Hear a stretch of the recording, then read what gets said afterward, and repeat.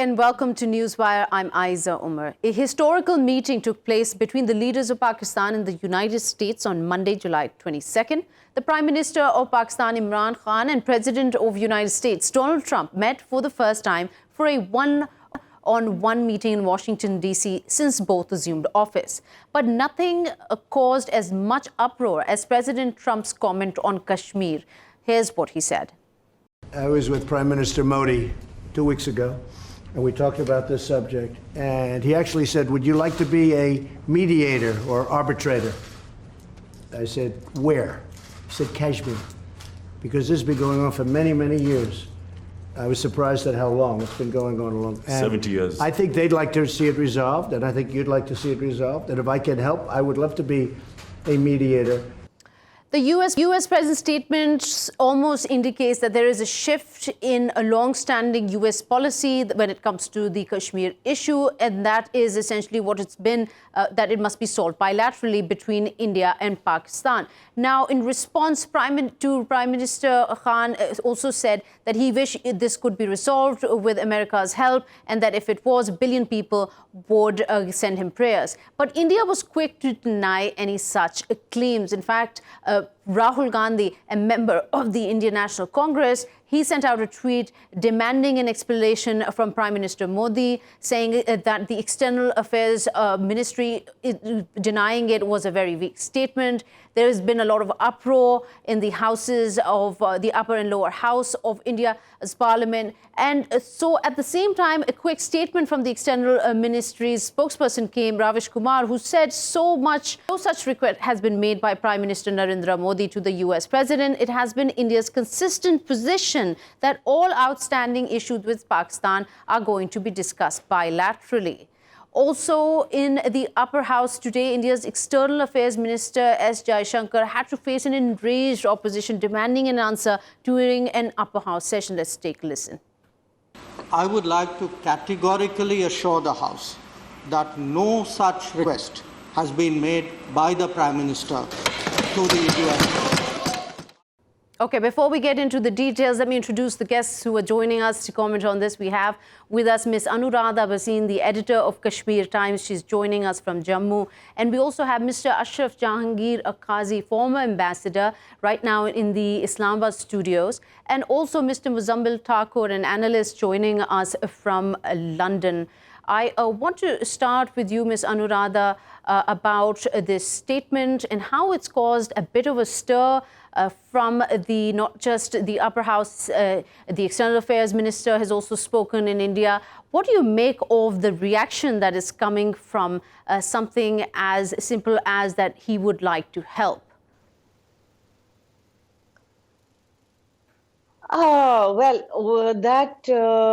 Mr. Trump has spoken about his willingness to help or mediate in Kashmir, making it a slight departure from the U.S. position in the past, is obviously linked to the whole Afghanistan question, the peace deal on Afghanistan, necessitating that there is need for settling Kashmir as well. Because both the situations of Afghanistan and Kashmir have a bearing on each other. Mm-hmm. So it's important, if you want peace on one side, you have to have peace on the other side. And especially, with respect to Pakistan, which shares borders with both Afghanistan and India, there is an imperative need to settle Kashmir. As far as people of Kashmir are concerned, the issue has been pending for 70 years and it is in dire need of resolution. Mm-hmm. But where this whole controversy of words arises, I mean, if you look at the history of Trump and you look at the history of Mr. Modi heading India, they are both known to be compulsive liars. But I think at this point it is irrelevant who is speaking the truth and what has really been happening. What is more important is that negotiations on Kashmir, a resolution of Kashmir is imminent, and it will be difficult for any of the stakeholders to escape it or to play politics on it any longer. Okay, and Mr. Muzzamil Thakur, if I could get your take, it's not important anymore, as Ms. Anuradha Bhasin highlighted, on who said what and whether there is any truth, considering we're talking about President Trump here. He's known to, of course, have a certain style of rhetoric. Whether Prime Minister Modi even mentioned this Kashmir issue and that he needed a mediator. Is it important, really? Or is it time that a mediation sort of does occur? I think after a long time that the issue of Kashmir has been spoken of by the White House, specifically by a sitting president. At the same time, I also consider that when he made the comment, it was an off-the-cuff remark. I don't think there was any seriousness in it. I don't think it is in line with their foreign policy or with their South Asia policy at all. President Trump often makes off-the-cuff remarks which are unsubstantiated, which have no bearing on anything at all. And quite immediately after his statement, about an hour after his statement, one of his officers said that it is still a bilateral issue between India and Pakistan. We hope that they will resolve the issue, completely negating everything that Trump had actually said. This in itself shows that although that the President of the United States, the so-called leader of the world's democracy, mentioned Kashmir, wants to mediate, suggested that Modi asked him to intervene and is willing to be a mediator, it may not be in complete line with the policy of America at the moment. So it doesn't really make a difference what he has actually said. What matters is whether India is still willing to actually, regardless if there is a third-party intervention, if India will still negotiate on Kashmir, if they will sit and have a discussion, a discourse on Kashmir, including the Kashmiris.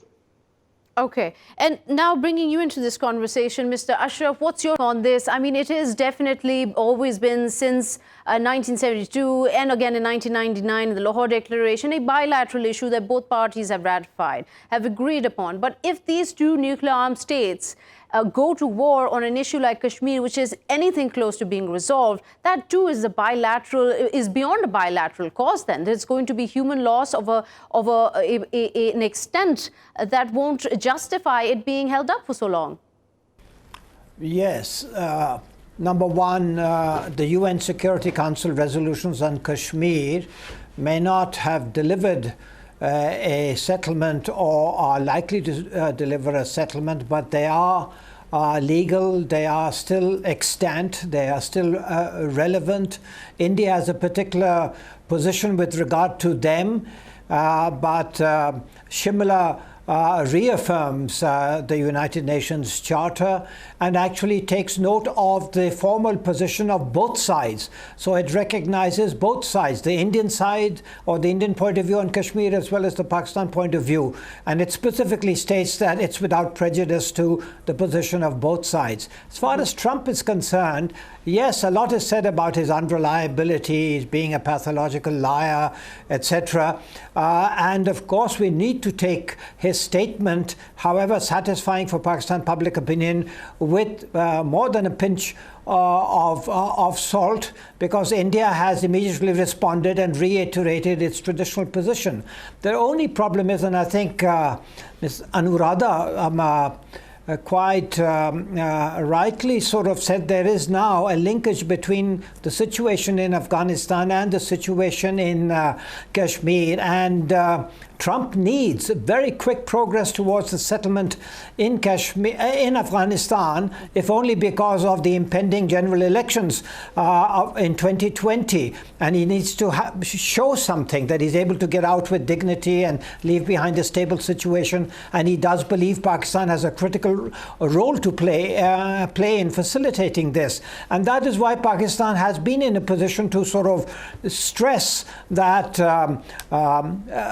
Pakistan is more than willing to help, because Pakistan is primarily affected by the situation in Afghanistan. But Pakistan at the same time is confronted with the situation on its eastern border as a result of the outstanding issue of Jammu and Kashmir. That might have prompted Trump to say what he said, but he did very specifically say, the Indian Prime Prime Minister had himself asked him. So that can't be just a slipshod statement. It's a deliberate statement.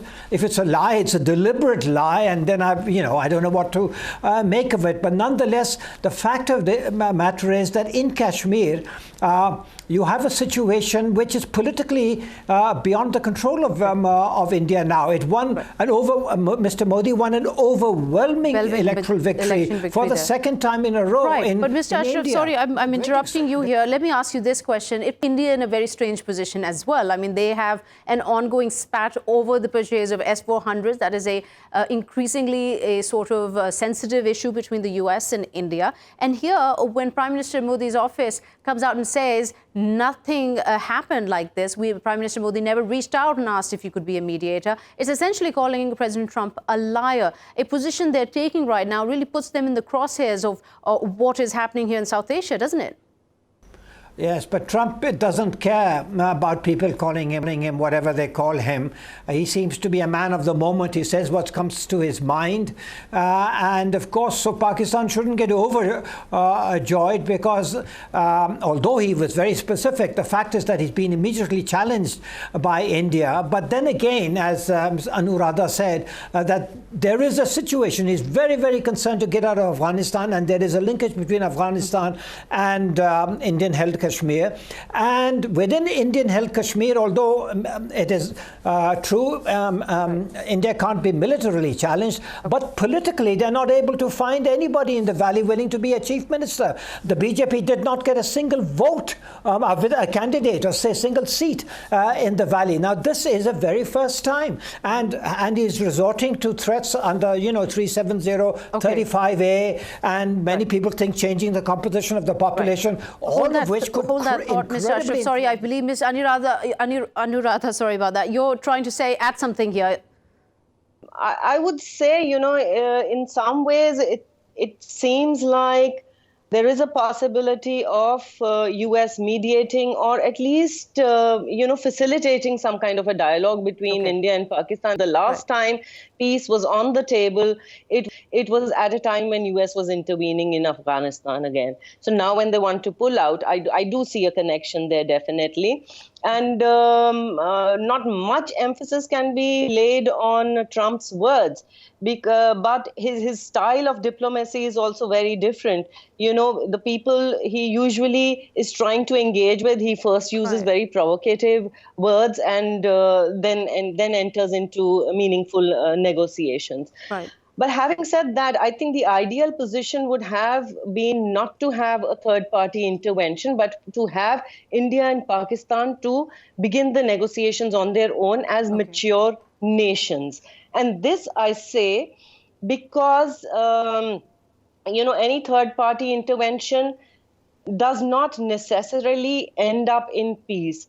Global powers at the end of the day have their own compulsions, they have their own interests. And that sometimes imposes an extra burden on the region of conflict that they seek to resolve. Right. That the best course of action should have been for the two countries to act in a more mature manner, perhaps resume the dialogue from where they left earlier. The structure was already available and ready to be taken to the next level. But that does not seem to be happening. It's not happening also, Ms. Anuradha. Right, it's deteriorating. I get where you're going with that. Mr. Muzzamil, bringing you in the fray here, we're talking about an ideal situation where both India and Pakistan would be able to have a civil and mature conversation. Is there even a possibility without a third-party negotiation for both of them to agree on Kashmir?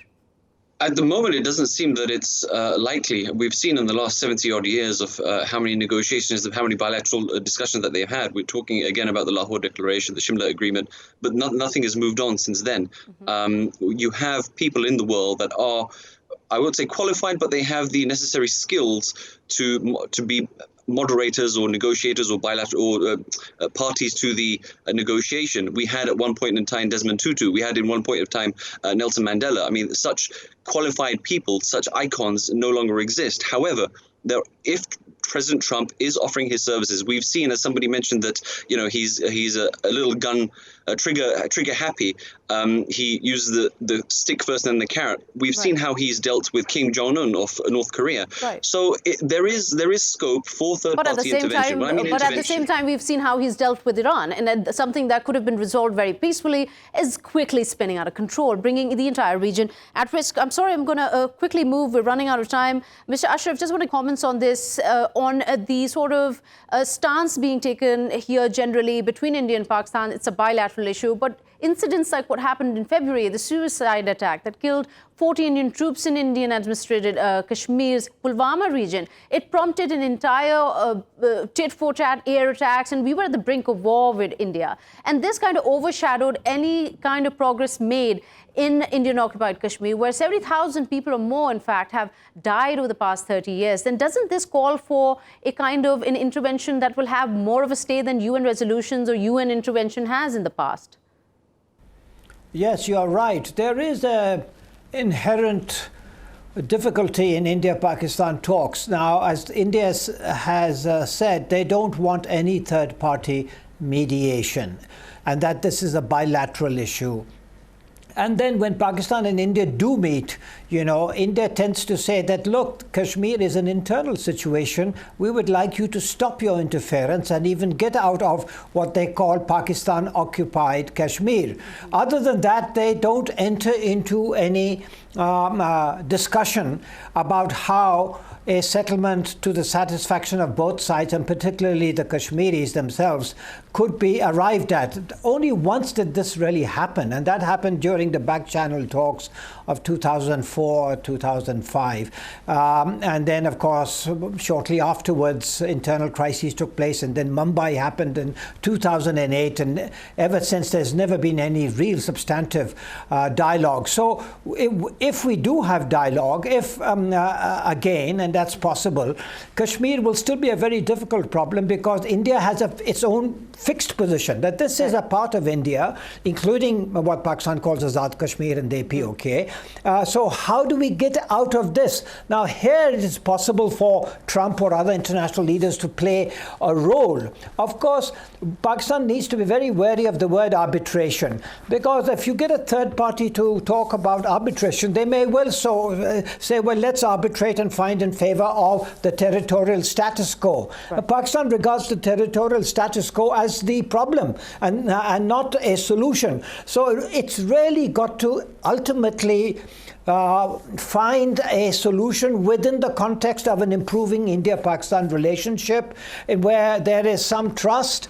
And in order to kickstart that process, of course, international support and an international regard for the human rights situation in occupied Kashmir, or what we call IHK, Indian held Kashmir, this is essential for us to make progress. Okay. And Ms. Anuradha Bhasin, and you don't believe in arbitration. You don't think it will really resolve anything, considering that, as you said, third parties have their own agendas, their interests. Then what is the way forward, considering the way things stand here? Every time, not only does India say that this is part of our country, it also takes the excuse on it can't take Pakistan seriously as long as it doesn't stop state-sponsored terrorism. And this, again, at a time where things are at the edge with the verdict that's come out from the ICJ on Kulbhushan Jadhav. Look, I think it's not that the arbitration will not resolve anything. It's all up to India and Pakistan how they utilize the opportunity. If there is an arbitration and that is required to get the two to the negotiating table, let that be it.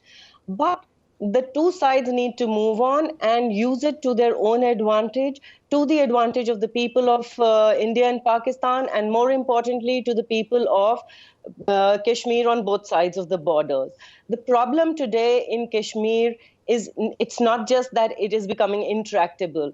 It's becoming difficult to resolve. It is also taking a dangerous turn, which in turn will be perilous for entire South Asian region, for India and for Pakistan, and therefore there is a compulsion for both of them to talk. Right. The problem today is that there is a huge trust deficit. The trust deficit exists between the Kashmiris and the people of India more, and in a lesser degree between the people of Kashmir and Pakistan. And there are lessons to be learned from the previous peace process, which remained where the inclusivity of Kashmiris was very, very minimal. Okay. And question marks were raised by the people of Kashmir that they were not being included. And if you look at the situation in Kashmir today on the Indian side and even on the Pakistani side, if you just take a look at the UN report, and we've been watching, there are things are deteriorating on both sides. So it's not looking good there. Ms. Bhasin, sorry to cut you short here. We're running out of time. Mr. Muzzamil, your take on this, that what Ms. Bhasin said, that there is a trust deficit between the Kashmiris in the Indian-held Kashmir and the Indian government. There is a trust deficit. There is also, and I'm going to add here, a sort of almost denial of an indigenous movement that is constantly growing and taking on the government in resistance. So what, in your view, is then the way forward? I think the first thing is we use the correct language.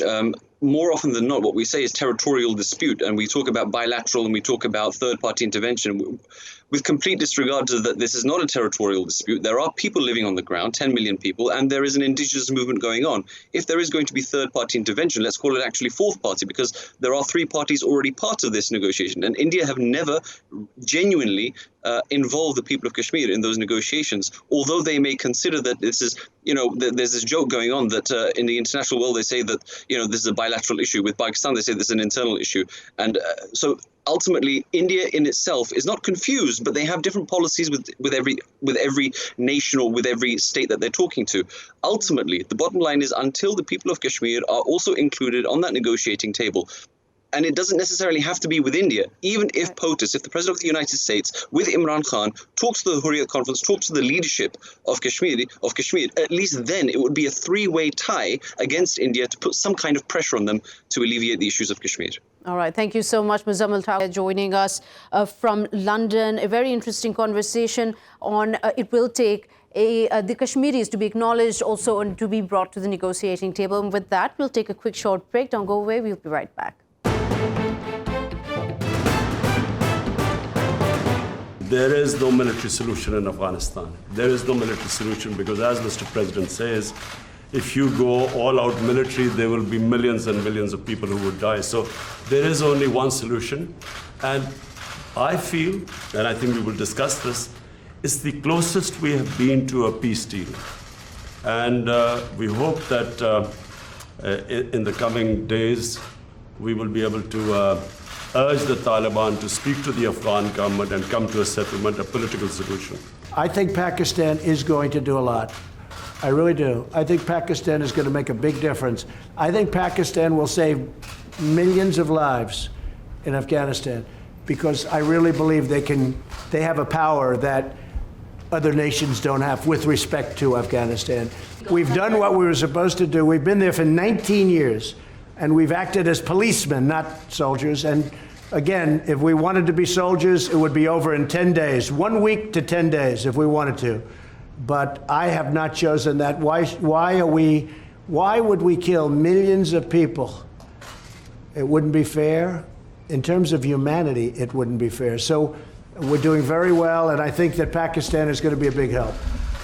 So when he said that it wouldn't be fair to kill millions of people, though he had a plan of finishing the war in 7 to 10 days, it of course a lot of uproar in the presidential office in Afghanistan and even across the board. It was something that the Afghanistan's presidential office has asked for a clarification over the U.S. statement that Trump's remarks about ending the war in Afghanistan in a week. Now, the statement, may I mention here, comes ahead of U.S. envoy Zalmay Khalilzad's visit to Afghanistan today to further peace talks with the Afghan Taliban. So we will be speaking to our guest, who is Mr. Javid Faisal, a former government spokesperson right now in Kabul. And also still from the Islamabad studios, we have Mr. Ashraf Jehangir Qazi. I want to come to you first, Mr. Javid Faisal. Of course, a clarification request has been sent from the presidential office in Afghanistan. But in your opinion, a statement like this coming out from President Trump, from one of the most powerful countries in the world,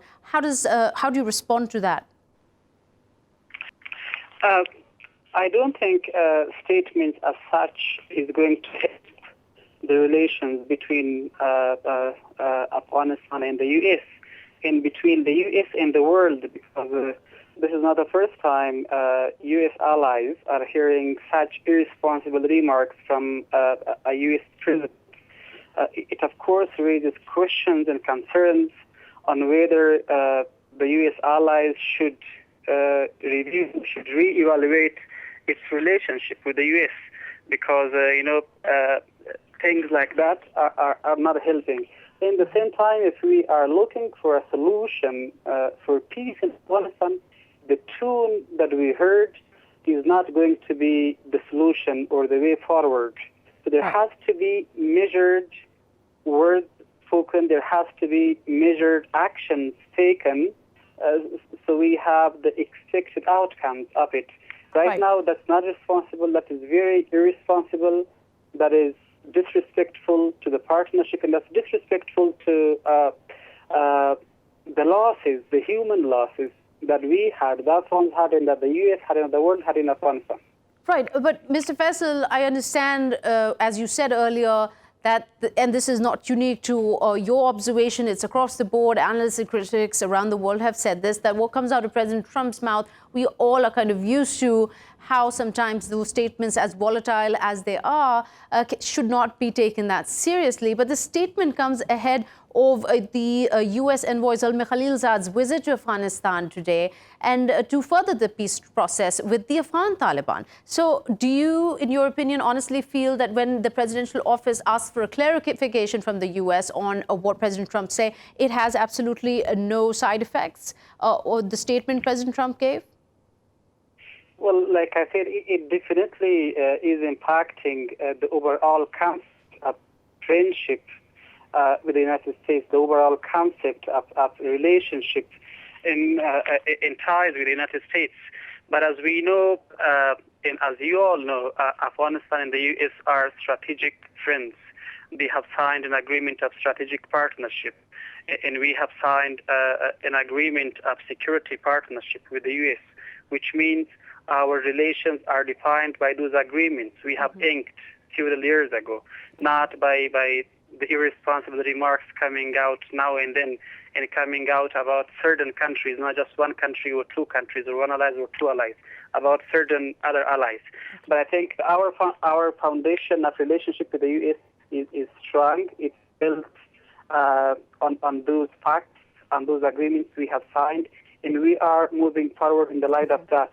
But of course, it's important to have better words, to have activities in statements that can make things work, not create additional crises or issues or concerns or unreliabilities in the future. Okay, all right. So, Mr. Qazi, now, along with, of course, the statement that President Trump said, which ruffled, of course, a lot of feathers there in Afghanistan, what he also said was that Pakistan is going to help us out to extricate ourselves. He's talking about troop withdrawal. He mentioned that quite a few troops have been withdrawn. He was asked time and again on the timeline by reporters there. But he again mentioned that Pakistan will play a crucial role. What is that role, in your opinion? First of all, I would like to agree with Mr. Javid Faisal that Trump's remarks, even if they were only mentioned in order to be rejected about wiping out Afghanistan, killing 10 million people, I think this is extraordinary language, but you've really got to regard him as a 70-year-old spoiled brat who has no real psychological maturity and allows himself to say all kinds of things, you know, which is an abuse of his political office, which is, you know, the highest office in the world's most important country, most powerful country and all. But that's now a given. People shrug and wink at it, you know, but nonetheless, it is an insult which people can do without it. But from Pakistan's point of view, yes, we recognize that as far as Afghanistan, America is concerned, Pakistan's invitation is essentially with regard to Trump's desperate situation in Afghanistan and his belief that he needs to sort of go soft on Pakistan for a while in order to encourage it to do more, because he even said Pakistan has taken steps, Pakistan has done a lot, kudos for Pakistan, and we are going to expect even more from Pakistan in order to facilitate a settlement, which means essentially to get the Taliban to agree to certain things which it hasn't yet. Now that includes sort of talking with Kabul, that includes an interim a ceasefire, all of which have been rejected by the Taliban so far. And, the Taliban are somewhat suspicious of Pakistan in view of what happened after 9/11.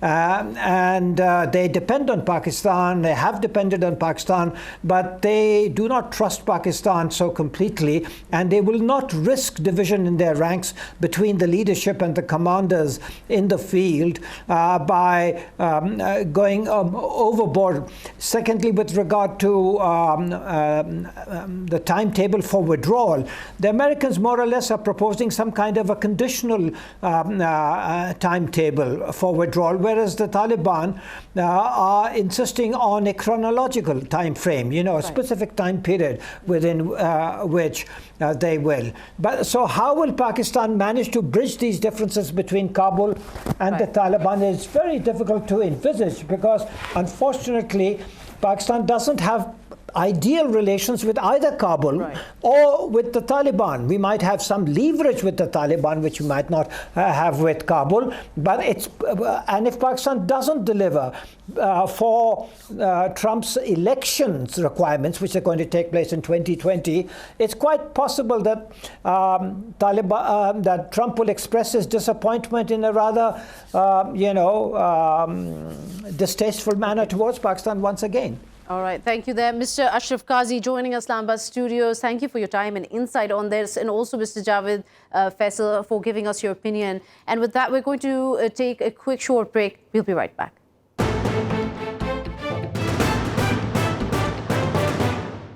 The answer is yes. I see great trade with Pakistan. And I'm not talking about a little bit more. I'm talking about we could go 10 and even 20 times what we're doing right now. Pakistan's a big country. It's actually a very big country, and they have tremendous product. They make great product. They make tremendous. I bought from Pakistan over the years when I was in the private sector. They make incredible product. They're brilliant people. They're hardworking people. I think we're going to have a fantastic trade relationship. We'll have fantastic trade relations. President Trump there during a meeting with Prime Minister Imran Khan on Monday, talking about the potential there is not just between the two countries in developing a relationship, but also strengthening economic and trade ties. To speak on this, we have our guest joining us from Amsterdam, Professor Steve, an economist. Welcome to Newswire. Thank you for taking out the time to speak with us. And also here from Karachi, another economist, Mr. Nasim Beg.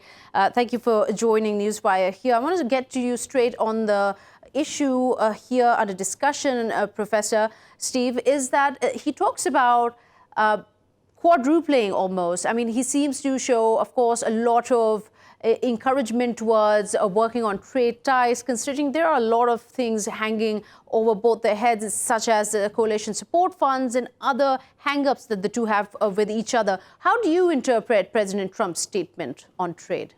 Well, unfortunately, typical Trump hyperbole. He actually said 10 or 20 times, which would be a dramatic increase from something of the order of, 3 billion to 30 billion. That's just not going to happen in a flash. So it's a typical Trump hyperbole. However, I think the fact that he's certainly playing India off Pakistan on this to Pakistan's benefit, there's certainly room for Pakistan to develop a toehold in some of the industries that India currently dominates with export to America. So again, hyperbole, but there's a bit of room at the same time. He talks about how Pakistan, President Trump says it's a big country, it's a large country. It really sort of makes a lot of us wonder, is he sure he's talking about the same country as Pakistan that we know of? And then he says they make great product. I bought that product privately. I mean, all of this, understandably, as you mentioned, a key point is playing off India also. But in terms of potential, despite the security and the macroeconomic concerns in the region, is Pakistan even a lucrative market for the U.S. to invest in? Not really. I mean, again, so Trump's vision of the planet is less informed than most Americans, and that's saying something. So I wouldn't. If you think he's not talking about your country, you're quite right. I think if you want intelligent looking at what your country can do, I'd rather look at the Atlas of Economic Complexity coming out of Harvard and seeing what their guidance is for what Pakistan can actually develop over time. So I just see this as a chance to strengthen a relationship which has been very strained over the last 10 to 20 years at a time when your two leaders, in one sense, are more compatible than you've had in the past. And certainly Trump is more compatible with Khan than Modi. So there's some opportunities for Pakistan there, but nothing like the marketing that Donald Trump is doing at the moment. Right. Okay, so Mr. Nasim Beg, let's get your take. As Professor Steve Keen said, that this is, this is trying to him sort of getting along with Prime Minister Imran Khan here. But in your take, obviously, keeping in mind the kind of export market we have as U.S. a destination, how lucrative is this opportunity, or is this even going to go any further in trying to establish better trade ties with the U.S.? Ayza, first of all, I'm not an economist, just a financial professional. But nevertheless, yes, our exports to the U.S., 3 or 4 billion, that region, the total export that we have is 22 billion. So 10 times, 20 times of the 3 billion is just obviously not going to happen in the foreseeable future. I would say that if we compare ourselves with Bangladesh, a lot of the textile made-ups that they export were special markets opened out to them, but then they took a while to develop the infrastructure to be able to do that. They've employed a lot of women in that. While we in Pakistan struggle with that, we haven't really developed our ability to do value-added exports. So I would say, yes, it gives us an opportunity to start working towards that. As to what it will translate into, on the assumption that the U.S. opens out market towards us and makes it easier to enter that market. Our own people would really need to get their acts together. We currently struggle, other than a few companies. They're probably at best I can count them on the fingers of one hand. Okay, so Professor, in terms of what Pakistan has invested in America, in the United States, in creating jobs and generating revenue, the number's pretty low there. It's almost abysmal, $300 million. Do you think that's a correct estimate, or it's probably lower? And if so, what potential does Pakistan even have in investments in the States? Great deal. I mean, again, if you look, say, for example, at the major export that Pakistan makes to America, it's house linen, and it's almost 1/3 of it's over 1/4 of your exports to America. Look at India, and it's a trivial component of their overall exports, but actually a larger numerical value. So in that sense, Pakistan is 1/10 or 1/15 the trading partner for America that India is. So, you are starting from an extremely small base. I think though it would be, you'll probably get some advantageous deals out of Trump. Certainly at the moment, I think he's enjoying hobnobbing with another celebrity who's a national leader. That's not common. But I think by far the best thing Pakistan can do is take a look at the work of the Atlas of Economic Complexity group at Harvard University, and they give a very good idea of what industries can actually be developed given the current industrial base that Pakistan has. In that sense, I think it's almost irrelevant what you export to America. But isn't it also a very good opportunity here for Prime Minister Imran Khan, or essentially to sort of cultivate a picture or market a plan for direct investment in Pakistan, considering it's the low labor costs there, the ease of language. I mean, English is spoken widely, and now that the environment is also secure. Yeah, I think definitely the advantage of speaking, I mean, that's one of the major advantages India has, that English is the common language across the country, and Pakistan has not as strong, but a similar leaning. You could certainly take advantage of that. I think the most important thing, though, is to learn from the Chinese and the way that they took advantage of foreign investment. And right from the very first Shenzhen Free Trade Zone, the Chinese required any foreign investor to have a local partner, and required that local partner to have believe it or not, 50% of the company within 5 years. Right. Now, I don't think you can negotiate a term like that, but something that makes sure you get ownership of the capital that's brought in, and some technology transfer is essential. And in that sense, I'd follow China's lead. Well, Mr. Nasim, we've got the last minute left. I really quickly want to get your thoughts on this in terms of potential here for both of them to cut Pakistan some kind of leeway or develop some kind of deal that would encourage trade, even if it's a very small amount compared to their neighbors. Well, I feel a trade agreement of sorts where the US opens out its market to us, makes it easier for us, would certainly help Pakistan in the longer term. As far as the US is concerned, our market has been open throughout. All right. Thank you so much, Mr. Nasim Beg, Professor Steve Keen, for giving us your time. We've come to the end of the program here. We will be seeing you again tomorrow. Till then, goodbye.